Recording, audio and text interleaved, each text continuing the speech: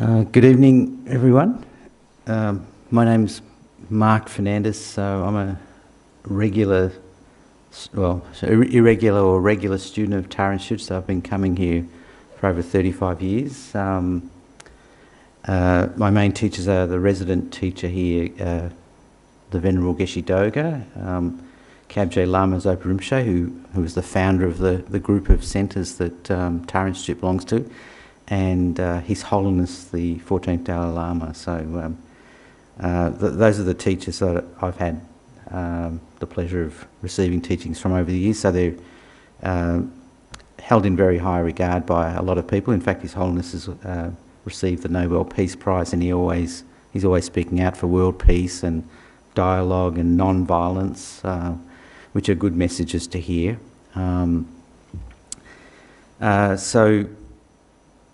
I'm going to discuss a number of topics tonight that I've covered in previous weeks, but we have an announcement. So another famous teacher, His Eminence Ling Rinpoche, who is one of the Dalai Lama's students, and in the previous life, he was one of the Dalai Lama's main teachers. So when he passed away, he's been reborn, and now he's the student of the Dalai Lama. So interesting anyway, he's a very renowned young Lama. So he's coming to Tara Institute.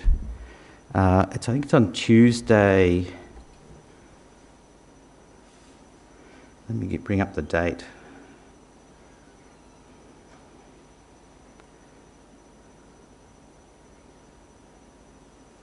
I think it's Tuesday the 12th of August. So during the day he'll be giving a public talk, question and answer. So that's quite good. So everyone's welcome to come to that too. And then in the evening he'll be giving a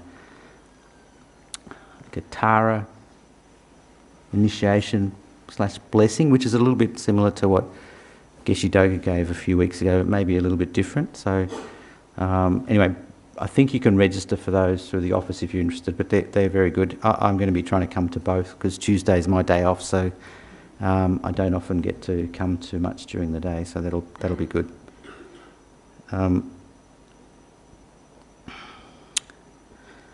Anyway, so I'll start off. So we've been talking about, for the last 3 weeks, about motivation, and in Buddhism it's one of the key, if you like, cornerstone ingredients, if you like, of what sets Buddhism apart from other sorts of religion or spiritual tradition. And it's tied very strongly to the idea of cause and effect or action. If you have a motivation before you act, then it gives you some impetus for whatever that act is, whether it's good or bad or indifferent.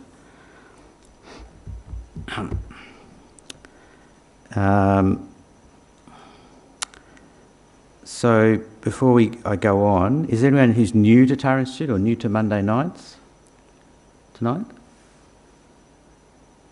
No? Okay, very good. And welcome to everyone else, that's good.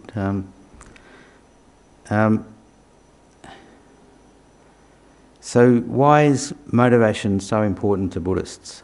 And is it important just to Buddhists? But particularly to Buddhists, why is motivation so important? So Buddhists believe in the law of cause and effect, or an action, storage, and then a reaction or a result. So there's that principle that guides Buddhists in how they view the world and how they act themselves.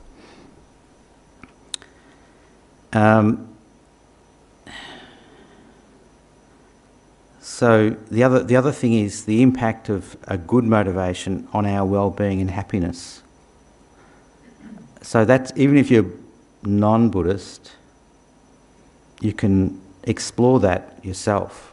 Whether, if you set a good motivation, does it have an impact on how you act and then how you feel? Like your own mental well-being. And in general, we'd say, yes, it would have a positive impact on whatever you do.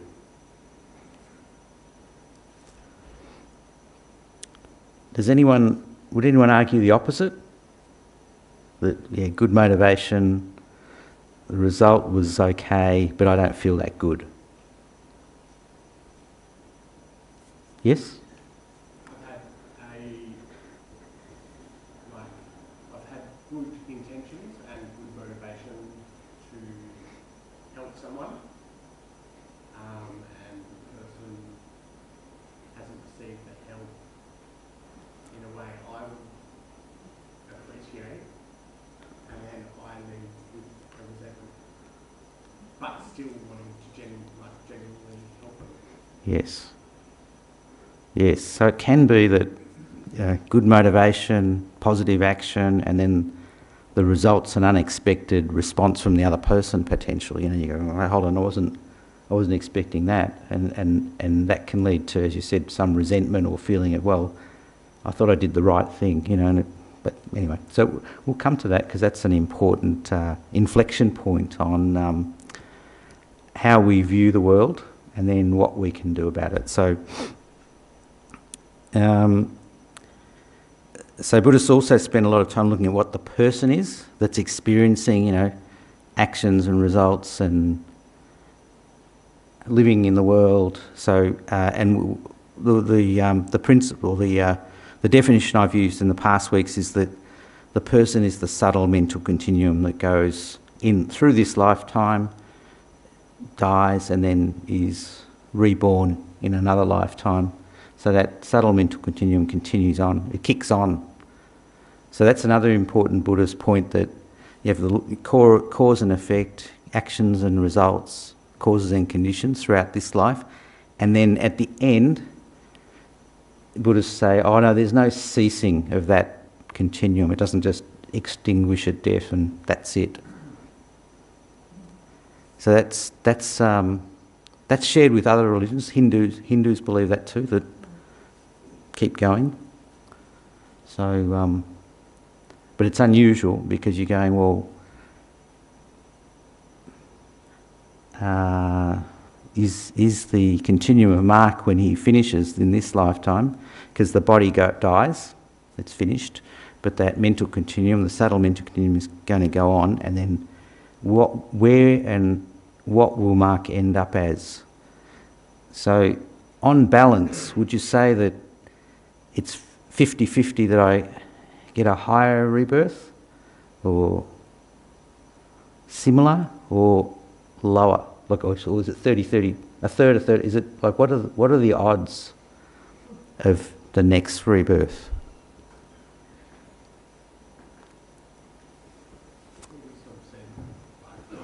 Depends on your mental state.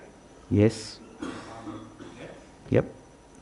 Like if you're in a positive headspace, maybe a bit of clarity, you know, not weighed down with anger or frustration, you're more likely to come back in a lifted, elevated state, maybe. Yes, and just that's a great point. So if you have a good mental state before you pass away, the continuum moves on, you've got a much higher likelihood that what will ripen is something good. So, but at that moment, what are the causes leading up to that? What can you do to improve your odds of that mental state being good at the point of death? Compassion, kindness, generosity. Yes, yeah, love, yeah, kindness, generosity, compassion, yeah, love, yeah, okay, so yeah, all great, because so that's a real excellent answer. So so it's not like, oh, I've led a terrible life, and then suddenly at death, the earth moves, the sky parts, and all of a sudden, whooshka, I've got this crystal clear mind, and I'll get a very good rebirth. If my life's been completely terrible and full of afflicted emotions and terrible actions, then the chances of that very good mind ripening is very slim. But if, as this gentleman said, if you've been practicing throughout your life, the odds are much higher that's the type of mind you'll have at death, which is very fortuitous. Yes? Why is there so much emphasis on the actual state of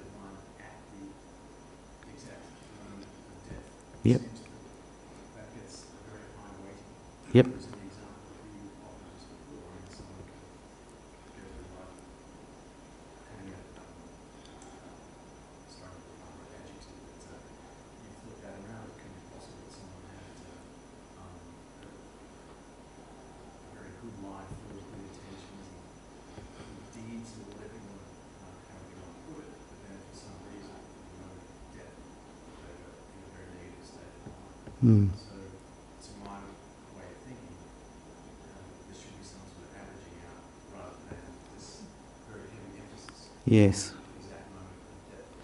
Yeah, it's sort of a very interesting point, and that's why the example of the person I've used is the subtle mental continuum, because you have a mental continuum which has, you know, thoughts and feelings and, as a result, actions and so on. But the subtle mental continuum is really like when it's crystallised back down, and we only experience that at death,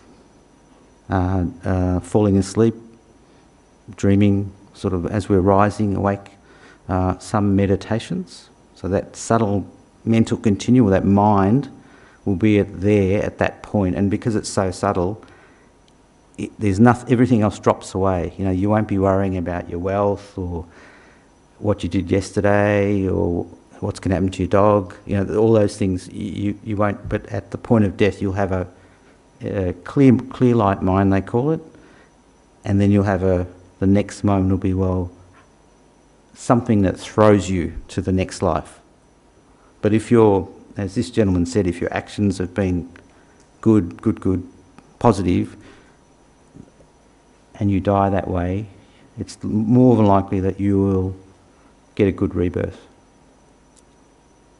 as a result of that. Because nothing really happens in isolation, if you like, or nothing's random. So yeah, that's the best explanation I can give, because really, that's why there's a lot of emphasis on, oh well, it's not just the mental continuum of the person, we're talking about the subtle mental continuum, because that's the bit that I feel like it's sort of a little bit separate from the body, and it's more subtle than the regular mind that's conscious and thinking like that. So it's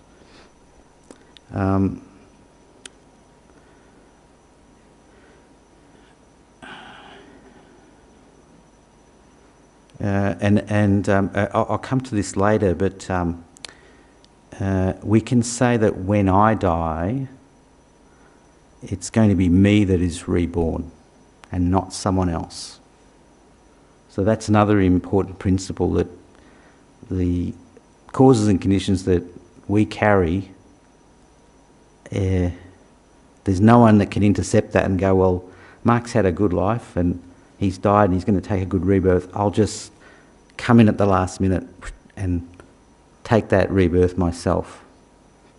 So that doesn't happen. So there's not this sort of like, sudden merging or someone superimposing themselves on you. So you continue on. So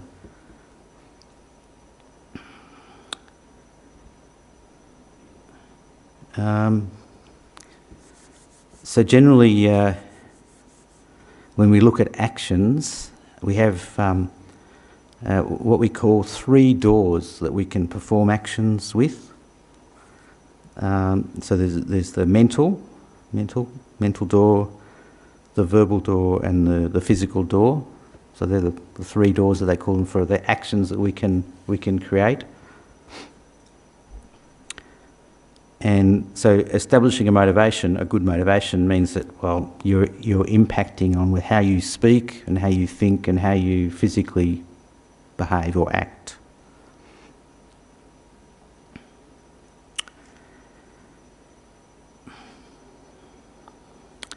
So last week I went through a couple of different, 3 or 4 different motivations for happiness. So we can have one for ourselves alone.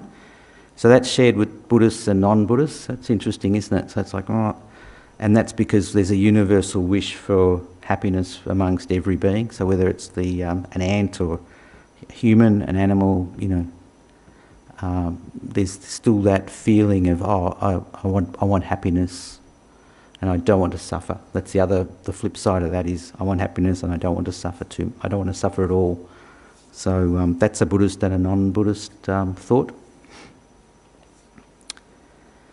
And then in looking at in Buddhism in particular, but also in the Hindu faith, there's the motivation for future happiness, and that's really talking about future lives happiness. So establishing the cause and conditions for the future lives happiness now.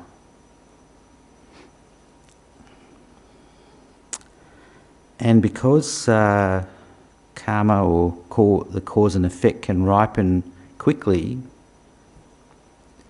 you might see the results of your actions in this life within this life. So does would everyone say that's a reasonable proposition? That it's not just, oh, well, I'll have to wait till lifetimes to see the result of a good action or a bad action. It can actually ripen this in this lifetime. So,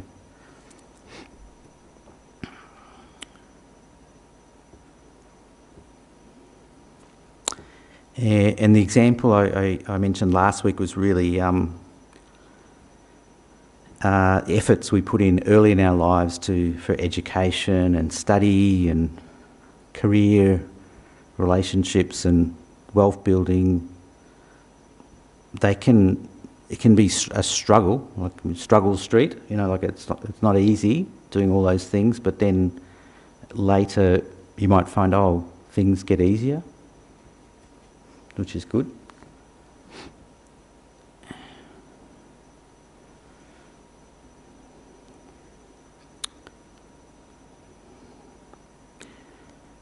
So with that person looking at motivation for future happiness,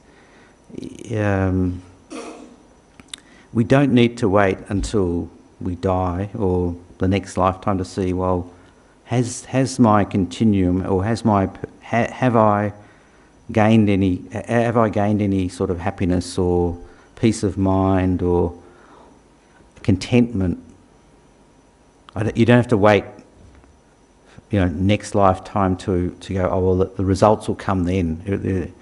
This life, it's not so good. So you can actually see, if you look back, you go, my mind's actually calmer, maybe, or my relationships with others are better, or I'm more content within myself.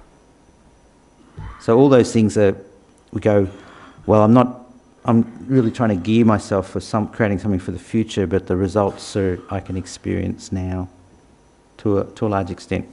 So that's good.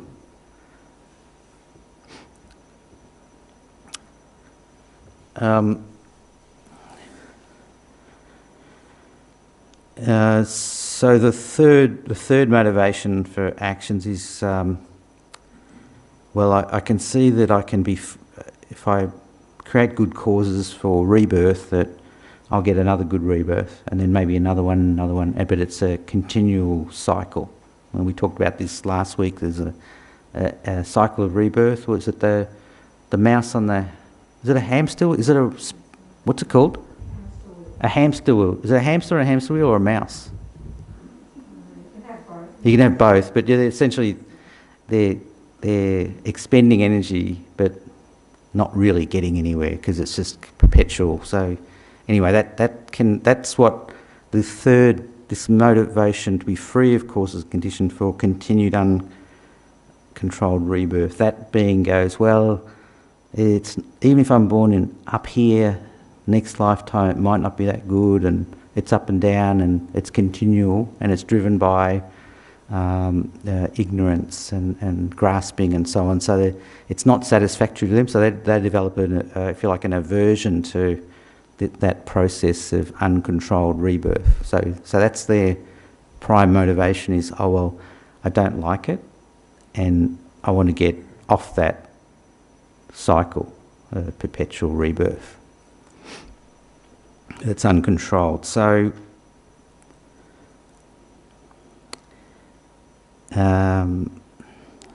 in the different traditions, they call that state, that being is like a personal nirvana.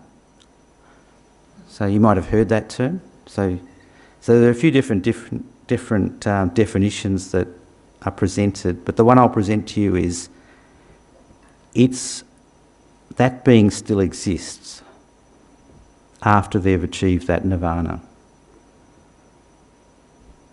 So they don't extinguish their existence at nirvana and even after they die. So there's no they were existing in that hamster wheel, and then they free themselves of it, and they're gone. So that's not it. So there's still a continuum that's there. subtle mental continuum maybe, so it's just there, but it's not controlled anymore by having to go, oh, because of my deeds I have to take another rebirth that's uncontrolled.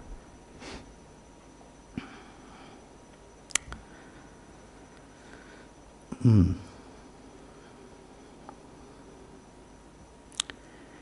the fourth motivation, and this is the motivation that drives the particular lineage of teachings that are at Tara Institute, is the motivation for all beings to have happiness and to be free from suffering through my own efforts.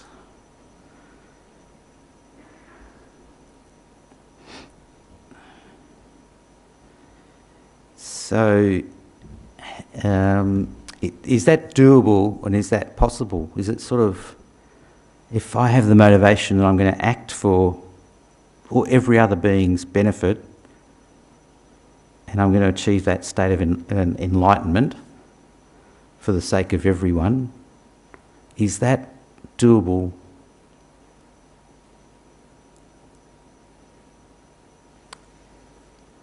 So it's not a trick question. So it's either yes, it's doable, or no, it's not. But really, so that's the imperative of that motivation. So you're going, okay, I'm acting on behalf for everyone else's benefit, and I'm going to achieve that state of enlightenment for the sake of all sentient beings. So is it possible? Yes. And why is it possible? Because each being has what they call a Buddha nature within them, and the obscurations or the afflicted emotions they call them adventitious because they can be removed permanently. So then you're left with that crystal clear Buddha nature. And is it doable? Yes. So where the previous beings sort of for their own liberation, the talk there are teachings. Oh, it can take up to 3 lifetimes to get to that state of nirvana for themselves. So in full enlightenment, they talk about you can do it with single lifetime or several lifetimes, many lifetimes, eons. It can be long, or short. So depending on your practice. So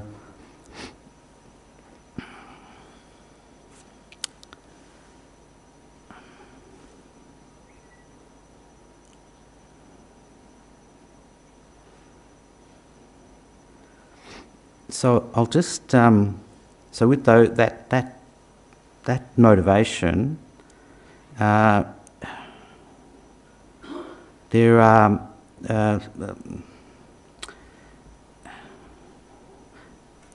so that motivation to achieve enlightenment for all sentient beings in Tibetan it's bodhicitta.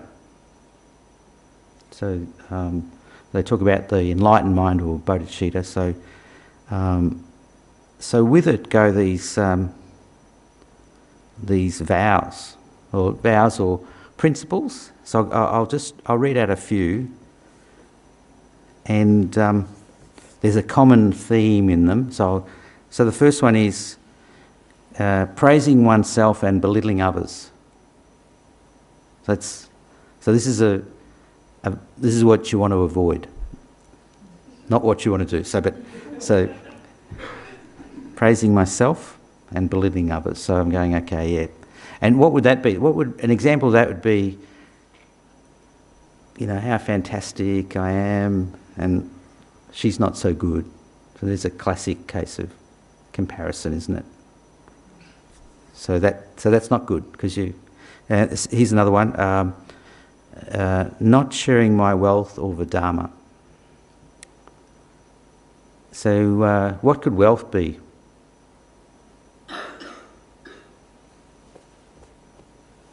Could be anything, huh? Anything you have that's food or companionship or attention, money, whatever, gift. So and then the Dharma. Why not sharing the Dharma? So what's the Dharma in this instance? The Buddha's teachings. Yes, the Buddha's teachings. So if you have a good understanding of the Buddhist teachings and someone's in a situation where they're asking for assistance from you, but you go, oh no, I'm not going to say anything. Whereas if you said, oh well, let's do a meditation, or I've heard this and that, that's sort of turning away from that person, so that's not good. Here's another one. Not forgiving if others apologise.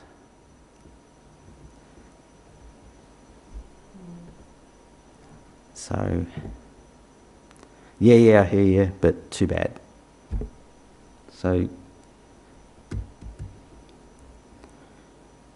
and then I'll just do one more. There's a few more of these, but the last one is giving up bodhicitta, or giving up that mind of enlightenment. If you've agreed to you follow that path, to give it up is to say, well, no, bah humbug, I'm not going to do it anymore. I'm not going to practice for other beings' benefit. I'm just going to work for myself. So that's not a good motivation. So with those, they're good because you can see how they're a little bit. They shouldn't be a little bit. They're quite focused on others, aren't they? They're not so much focused on yourself or me. It's sort of like it's focused on the interaction we have with others. So, which is good. So I'll just cover a few of the vows that the actions that we should avoid if we're looking at our own situation. And bear in mind that the being who's following that bodhisattva path, or the path of bodhicitta, they're still following these other ones as well. But they've got these bodhicitta actions as sort of additional ones to help them. So the first one is killing. It's to avoid. So again, you're trying to avoid killing. So taking a life willingly and with malice, etc. So second one, stealing. So taking what is not freely given. And this can be very subtle, can't it? Because you go, oh well, there's a couple of pens that have been given to me for work and a few notebooks. I'll take them home and I don't have to, So that's something that your employer's given you for work, but you've co-opted them for home use. So it's quite subtle. So you have to be quite careful with that one.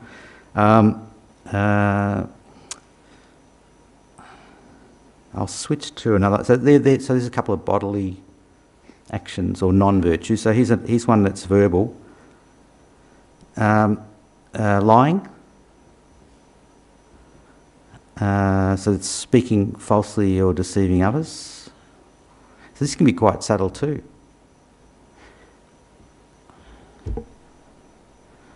Who did that? Great job. Who did that? Did you do it, Mark? And yes, but I didn't do it. I was in the room, and so it was easy to go, yes, it was me, but in fact I didn't do it. So I gave a false impression. So that's not good either. So it's essentially a lie, isn't it? Because the other person thinking, oh, Mark did a great job, fabulous, but it was someone else.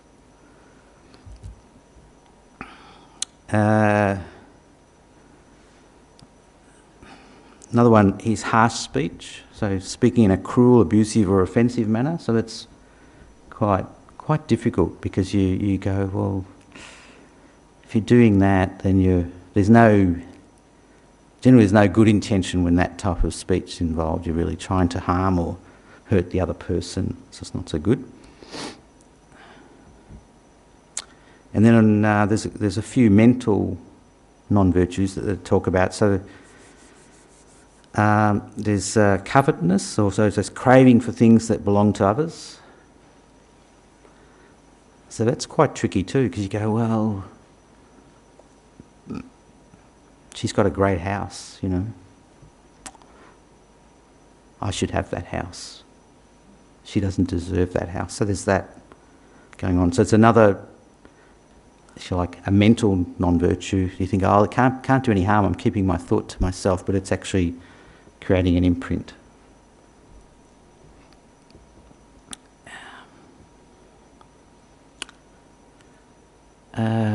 Well, let's do some meditation, I think, and then we'll come back, because I've been doing a bit of talking. So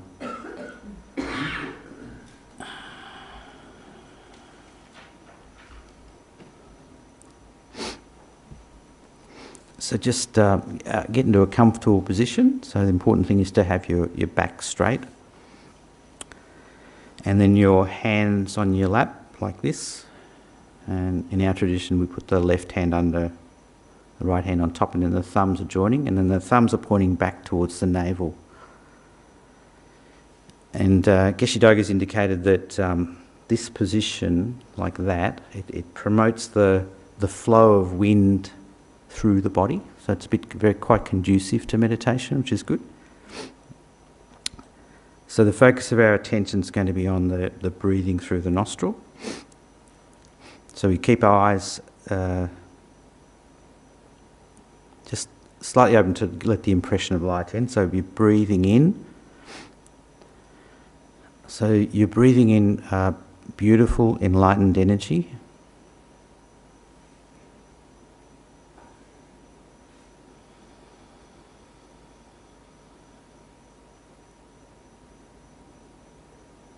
And you're breathing out all your worries and tensions and concerns.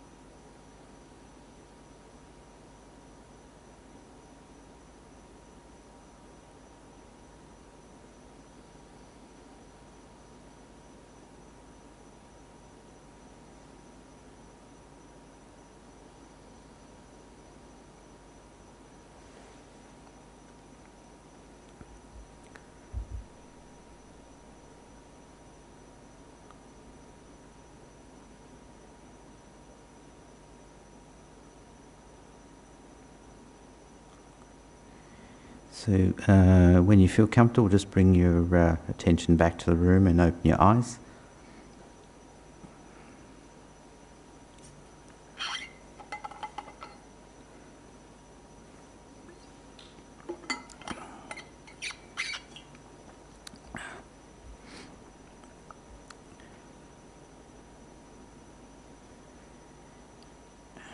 So I mentioned before that more subtle mind can be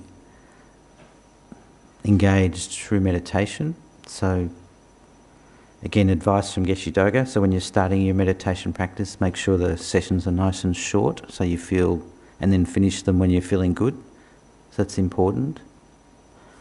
And the other thing is measuring your progress. So after a period of time, you might find, oh, I can meditate for a minute longer, or another minute longer. But the quality's still good. I feel good.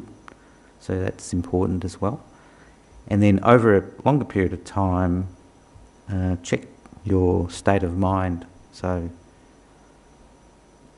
am I feeling good going into the meditation, or a bit apprehensive, a bit anxious?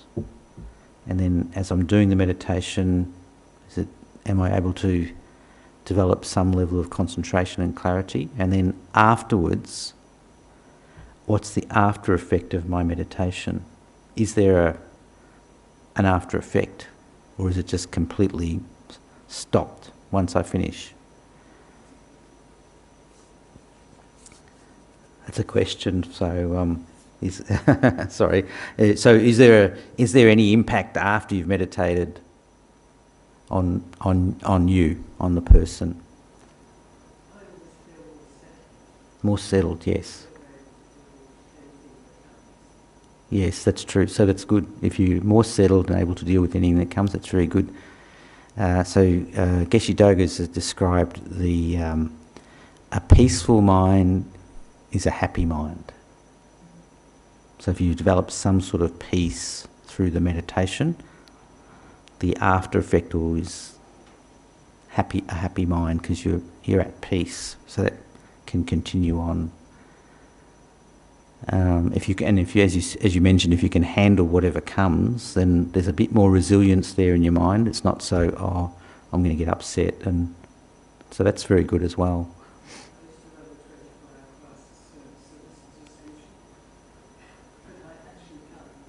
Calm yourself down. Yep. Yep. That's excellent. So.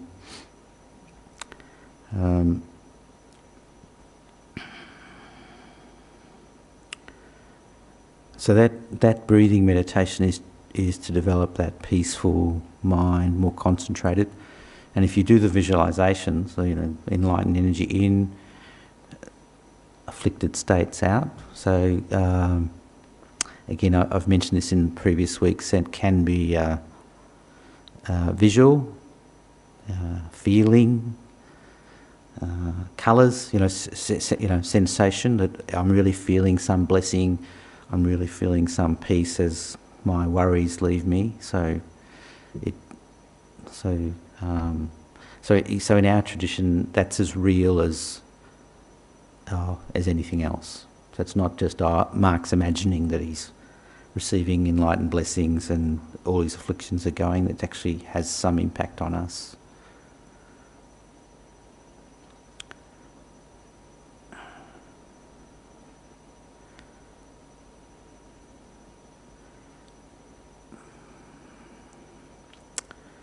So I've spoken a little bit about some of the non-virtues, particularly the physical, the verbal, and the mental non-virtues.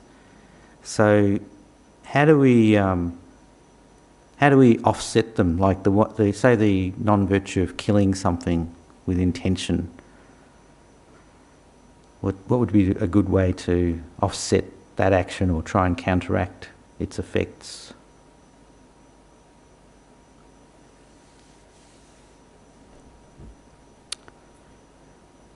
So Lama Zopa Rinpoche, he spent a lot of time rescuing little animals, little critters, like little fish or anything that he could see.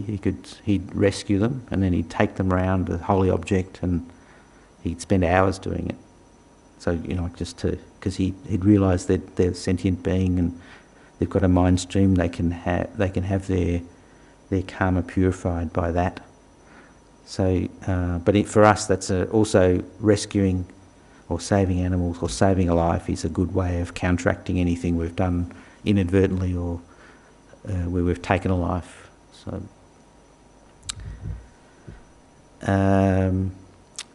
another one, being generous to others. So that's pretty, I think that's universal, huh? You know, that's a good action for ourselves, but it's also beneficial to others to be generous, to have a generous heart. So, and it doesn't matter if we haven't got very much to give. It's the intention. So that's very important to remember. And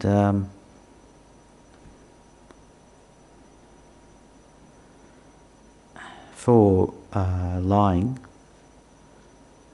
because that speaking truthfully and skillfully. So there is a story. Someone's running, and a minute later, these soldiers with guns and knives come running past and say, "Which way did he go?" So, speaking truthfully and truthfully you'd say, "He went that way a minute ago." But speaking skillfully, you might go, "Oh, I don't really want that person's life to be in danger, so he went that way." So there's a bit of trying to be skillful as well as being so truthful that it can be destructive. So you could temper that with a little bit of your mental wisdom and go, "Oh, okay," or say nothing. Someone asks you if you're ever in that situation anyway.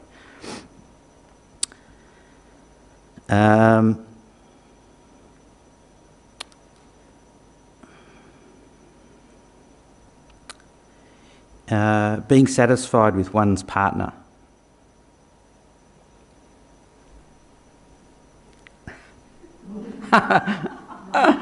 Is it crickets? So that's an important one because this the bodily sexual misconduct. So it can be, well, I'm not that happy with the partner I'm with. There's got to be something better out there, so I'll go else. You know, that can be the thought. So being satisfied with the person that you're with is quite important. So.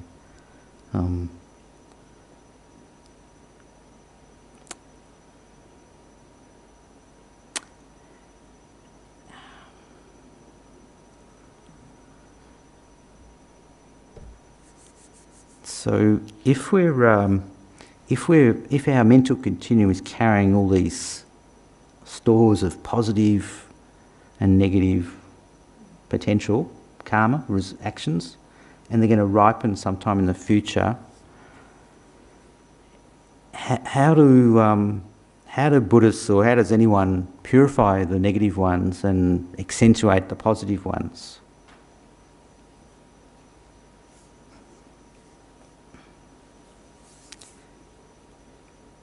Lucy, do you have any? Regarding purifying negative karma, what's an opponent that you can use? Regret. Yes, that's the major one. Is regret.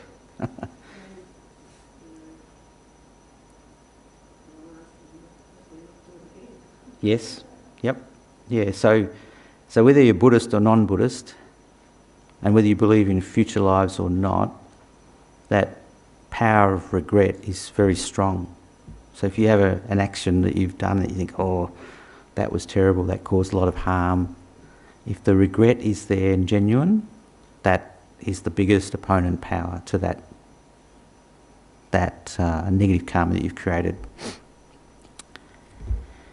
Lucy's also mentioned a determination not to repeat that action. So that's important as well. So you don't just say, "Well, okay, I harmed you, I'm really sorry, and then tomorrow I'm going to do it again."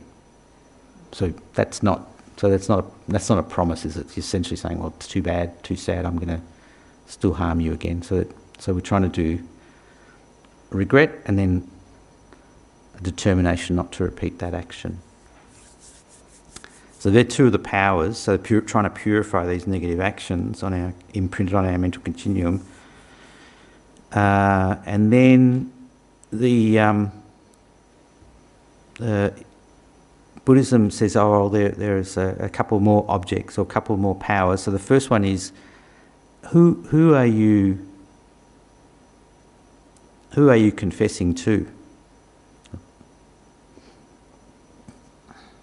So in Buddhism they say, oh, we're confessing to the being that's gone beyond all that suffering, who's enlightened themselves. So the Buddha, the teachers and the teachings, if you like, they say, well, if you confess to those beings, that's great, because they're already beyond suffering. So confessing to them, because they've got power in themselves, is very good. And the fourth power is the power of remedy. So any practice that acts as an antidote to that negative action.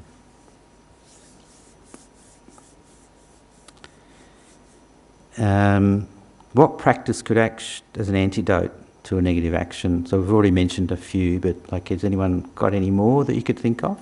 That, what's that? Volunteer.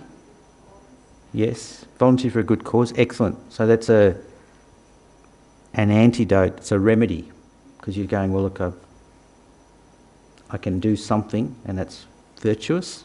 It can act as a remedy.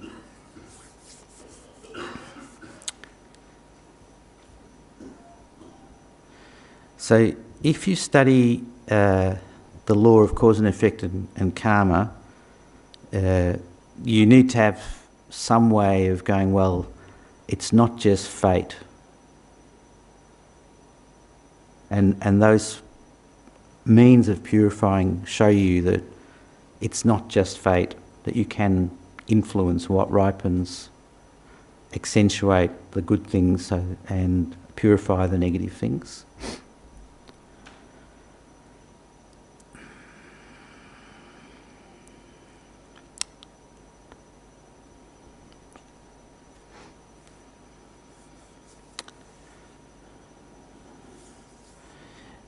So the other part about practicing virtue and staying away as much as possible from non-virtuous actions is you develop very good habits for your life. So, and that's important, because we're creatures of habit. So if we go, oh, if I'm totally just driven by how I'm feeling and this and that, I'm a bit out of control. But if I have good habits and good motivation, that will hold me in good stead.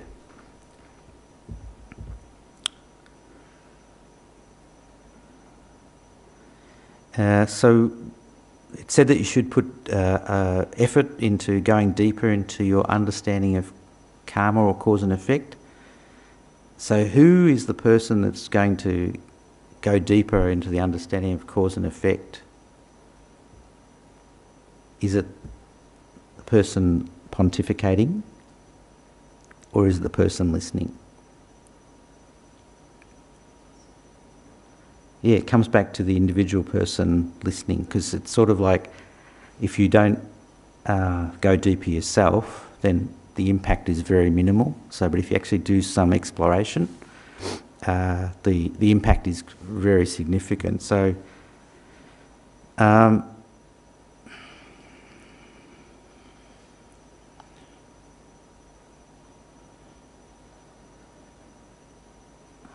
So in terms of the actions we've created that are, for example, negative, that are on our mental continuum, if you can't remember them, can you purify them? There's not a trick question, so so if you can't, how do you do it? So because it's hard remembering the beginning of today, like what the whole day, and then someone says, oh, what happened yesterday? And you go, oh, okay, then so what happened last week, and then last year, and then 10 years ago? You know, so it's a long, if you like, continuum of time that the person's experienced through this lifetime. You go, well, I can't actually remember or everything in perfect detail, so how am I going to purify those things. So it says it's better to take it step by step. So when I sometimes get a flash of what I was like as a kid, or growing up, or whatever, I do have a feeling of embarrassment about some of the things I got up to and did, and being chased by my mum with the wooden spoon, and like it's just like, so, and that's the beginning of regret, I think, isn't it? Really, because you're going, oh, I wasn't that great as a kid. I was quite rough and naughty and all the rest of it. So that's good. So you can do it step by step. It doesn't have to be you must have perfect recall and so on. So, and you can also do it in the abstract. If there are any instances on my continuum of harming people, harming beings, I'm regretting them, and I'm going to seek forgiveness and put together some antidote to that. So it can be done in the abstract if we can't recall everything perfectly. So it can be done.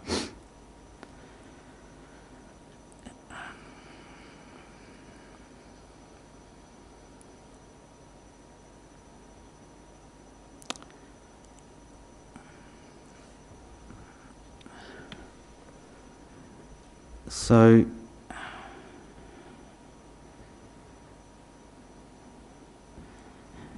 in terms of the features of karma, I've mentioned these before, but the first one is that karma increases. So that's a good one for positive actions, isn't it? If you think, there's a little positive action Mark's done, and then suddenly it's increases. That's good. Karma's definite. So if it's left undisturbed, it's definite. One day it will ripen. So next one, previous karma cannot be destroyed. So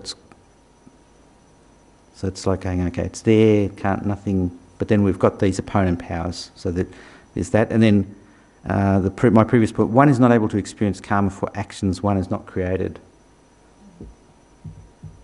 So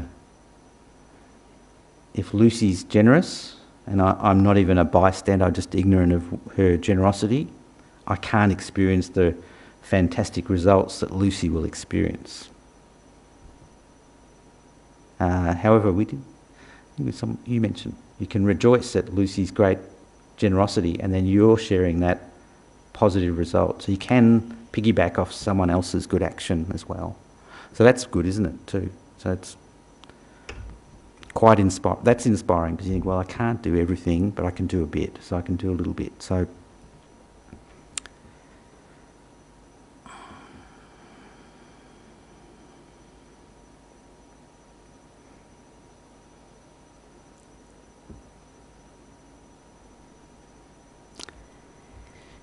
so just being here, in this room, in this country, with your body, with your mind. So that's if you like, a very positive result. So if it was, so you've obviously the people that you are have good environmental conditions, good mental conditions, hopefully good physical conditions as well, coming together. So that's if you're like, oh, I've got good conditions now, I want to keep that going in the future. And you can use that motivation. Well, I want to achieve the state of full enlightenment for all beings through whatever I do, but I don't have to give up the things I have. So that's important as well. So no one's asking people to become ascetic, like to give up everything and then just put on a Hessian bag, or it's a hair shirt or something. It's just you give up everything and you become a sort of essentially a wanderer or a beggar. So that's not what we're talking about. We're saying, well, what you have now is really good.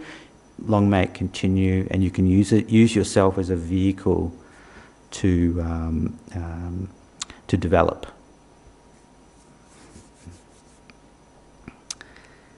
So that's very good. So has anyone got any questions or? Okay, well, it's the end of the 4 weeks, so hopefully it's been of some value to everyone.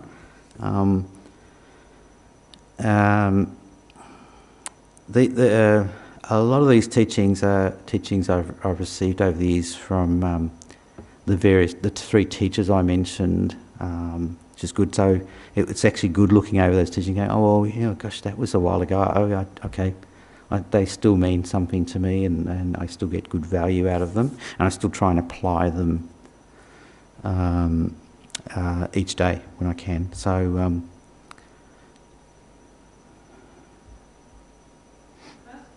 sure. You mentioned a couple of times the funds that meditation. Like, oh, I feel more settled, I feel more calm, etc., etc. But what about the aspect when you look at your mindset, your mind state, and you see, that chaos that is happening there, and the more you meditate, the more clear it becomes, how tremendous that chaos and how unmanageable. So at the very moment of meditation, if it's good meditation, or you can, take a step aside and look outside and to absorb it for a while. But the more clear it becomes, in my case, I cannot speak for anyone except for me. Actually, the more desperate I feel. On one side, I can even think about it from positive side, or it's great that I have this ability, this capacity to look at the chaos in my mind from outside. Because it shows that, I have this ability, and I can rely based on it. Yep. But because during the years, you see that there is no significant progress, you need to deal with this despair. That, every time when I meditate, I see that there is a chaos of negative emotions or memories or doesn't matter what. Yep. So the mind state is still the same. So what your advice would be, not to go to despair, but to continue despite the fact that mind state doesn't change significantly. Yeah. Okay. So when I mentioned that the mind is the subtle mental continuum. So you're going, what's its nature? It's clean, clear, crystal clear, like the sky without the clouds. So I took that analogy, that's enlightenment, and I go, if every person has that potential and the conditions to achieve it, then all those afflicted emotions, upset, worry, anxiety that are appearing are appearance. And you still have to deal with, but you don't. There's a little bit. You mentioned the word objectivity. So through the meditation, because you're controlling it, because you're an observer, you can detach a little bit from that and go, okay, it's coming, it's going, it's this and that. I'll just focus back on the enlightened feeling or the breath. And for some people, it's the enlightened feeling is enough, because everything becomes then, well, that's the real nature of the being, is that. I'll just hold on to that, and that's sufficient. And for some people who can meditate, they can breathe in, breathe out, and then their focus becomes the breathing, if you like it, the mental image of the breathing. And Geshe Doga's mentioned some of his students, I get 20, 30 minutes, no distraction, no mind wandering, so it's like, they've done that over many years. So it's just like, okay, they just can do that and go, great. So that's another way. But you don't. I think that's the thing, though, to not feel, because the thing is, even recognition of the afflicted mind is a good sign, isn't it? To recognise it, whether you're meditating or not, because then you can potentially do something about it. But through meditation you can just go, enlightened energy, afflictions coming and going, and then maybe they drop away. If your focus is strongly on the enlightened mind within you, then their nature is... Because they say that the afflicted emotions, they're called adventitious. So they're not of one nature with that Buddha nature or that subtle mental continuum. They're not the same. So they can be separated away from them permanently. So that's good to know, isn't it? Because if the afflicted emotions were at one with us, then it wouldn't matter whether we meditated or said prayers or made offerings, or it wouldn't make any difference. But because the teachings are, oh no, they're actually adventitious, they can be removed, seen through permanently, then that's good.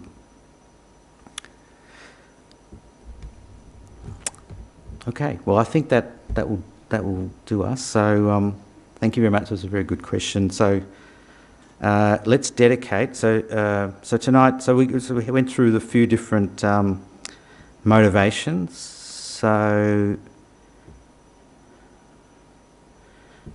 let's do a dedication for dedicate any merit we've accumulated for the benefit of all sentient beings without exception, including ourselves.